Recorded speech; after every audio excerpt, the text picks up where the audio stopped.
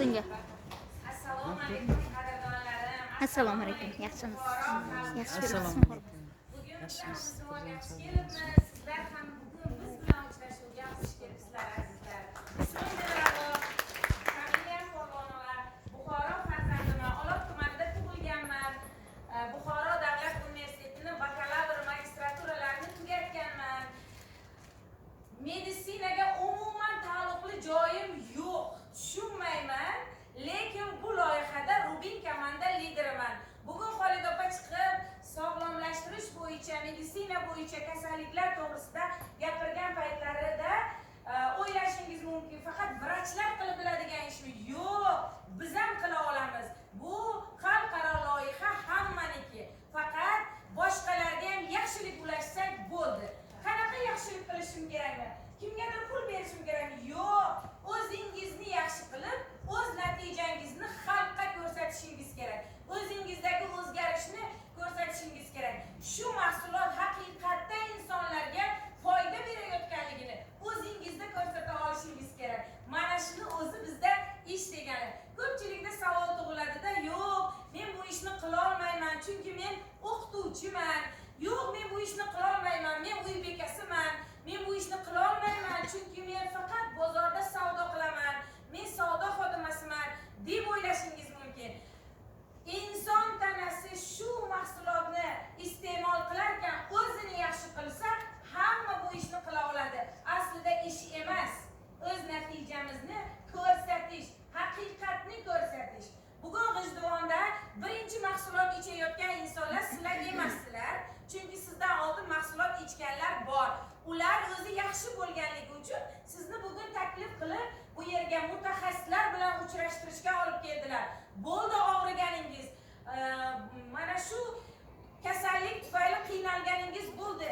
Keling bu yerda mana shu sog'ligingizni tiklaysiz deb olib keldilar. Bir kun buguningizga xursand bo'lasiz, Xudo xohlasa.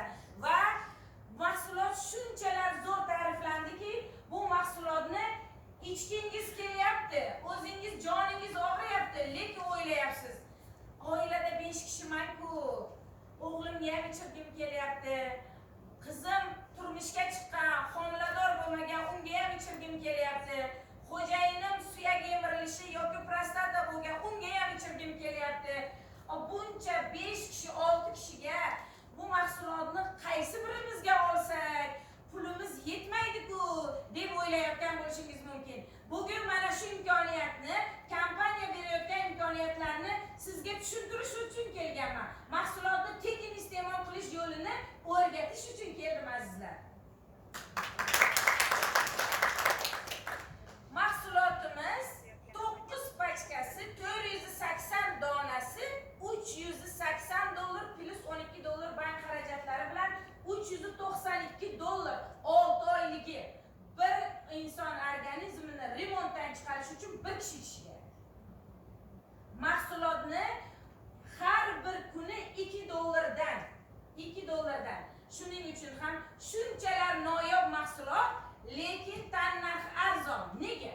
Chunki kompaniya qo'lma-qo'l qilib mahsulotni dilerlar orqali sizga bermadi. To'g'ridan to'g'ri kompaniyadan sotib olganingiz uchun mahsulotimiz narxi arzon. Shuning uchun hamma ichyapti hozir. Yoshlar ham mahsulotni ichyapti, qarilar ham mahsulotni ichyapti. Chunki hammani kissasi ko'tara oladigan. Lekin hozir aytganimdek, mahsulot o'z nomingizga registratsiyadan o'tkazilib, to'g'ridan to'g'ri sizni nomingizga keladi. Mahsulotni sotib olgan paytingiz konsultatsiyalari, qanaqa dozada ichishlari, vrach tavsiyalari hammasi sizga bepul. Chunki sizni taklif qilgan inson sizni to'g'ridan to'g'ri mana shu vrachlarimiz bilan bog'lab beradilar. Siz faqat mahsulotga pul to'laysiz xolos. Endi mahsulotni ichishdan oldin qanaqa kasalliklaringiz bor, hammasini yozasiz. Chunki biz yaxshi bo'lgandan keyin unutamiz. Oyoq og'rig'imizni, oyog'imiz tuzalgandan keyin unutamiz. Yoki bironta singlimizga kimgadir aytgan paytida biz qaysi kasalliklaringa ichdi degan paytda qaysi biri edi? Chunki ko'pchilik sahnaga chiqadi, esimdan chiqdi qaysi kasalliklarga ichganim deb qo'yadi ba'zida. Shuning uchun tuzalgan og'riq bo'lgan joyni eslaymiz xolos. Bu mahsulotni ichishdan oldin ro'yxat qilib yozasiz kasalliklaringizni va necha kunda qaysidan qutuldingiz yozib borasiz. Qiladigan ishingiz o'zingizni natijangizni olish. Endi mahsulotimizga $392 to'ladingiz. Mahsulot sizni qo'lingizga keldi. 6 oy mobaynida dozalarni belgilatib ichdingiz. Endi buni tekin olish imkoniyati ham bor. Kimlardir?